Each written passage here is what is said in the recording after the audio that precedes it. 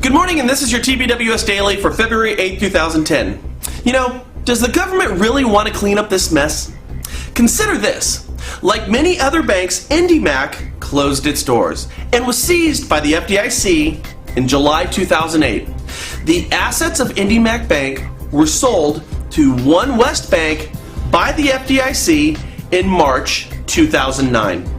Well, guess who owns One West Bank? That would be Goldman Sachs VP Stephen Mnuchin and big-time Sachs investors and billionaires George Soros and John Paulson. John Paulson, of no blood relation to ex-Goldman Sachs CEO Hank Paulson, he would be the ex-Secretary of the Treasury.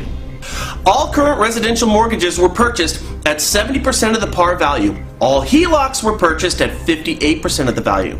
But just to make sure the One West guys are feeling all cozy and warm, the FDIC decided to step up and cover between 80 and 95% of the losses they might incur from any of those naughty IndyMac mortgage homeowners. So you're probably asking yourself why we think that you should know this. Well, in the event of a short sale or foreclosure, the loss is calculated using the original loan balance and not the amount One West Bank paid for the loan. I feel the plot thickening here a little bit, don't you? Here's an actual example from a client of one of our TBWS viewers. Now make sure to listen closely because this is going to get your blood boiling.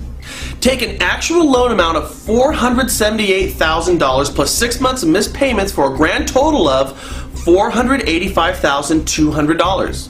One West Bank paid $334,600 for that loan. Okay, now the underwater homeowner has an all-cash offer that nets $241,000 to One West Bank.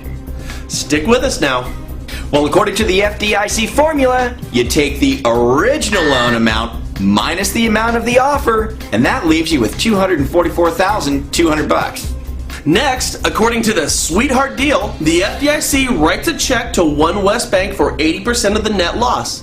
So in this case, One West Bank gets a check from the taxpayer, courtesy of the FDIC, for $195,360.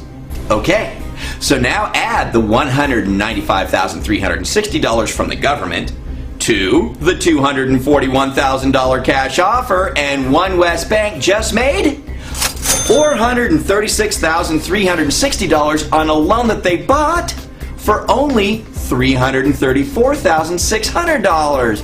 And all they had to do is sell it for whatever they wanted to. Guys, they can't lose money on this deal. Think about it. So One West Bank just profited from the short sale to the tune of $101,760. All thanks to the insane arrangement that they have with the FDIC. Hey, whoever said it's good to have friends in high places wasn't kidding around. So the next time you ask yourself, why is it so hard to get a loan modification? The answer is because there's too much money to be made with short sales and foreclosures. Now,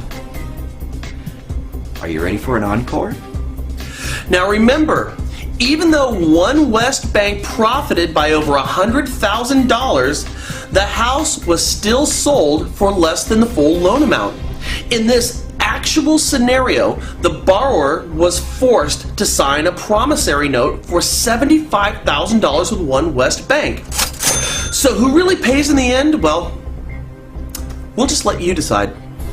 Oh, and by the way, the FDIC just announced that it needs to start borrowing money from the Treasury. The Treasury being the place where all those Goldman Sachs guys called home before they called One West Bank home. If you're as mad about this as me and Frank are, share this video with everyone you know. Help us reveal where the real problems lie in the industry that we all care so deeply about.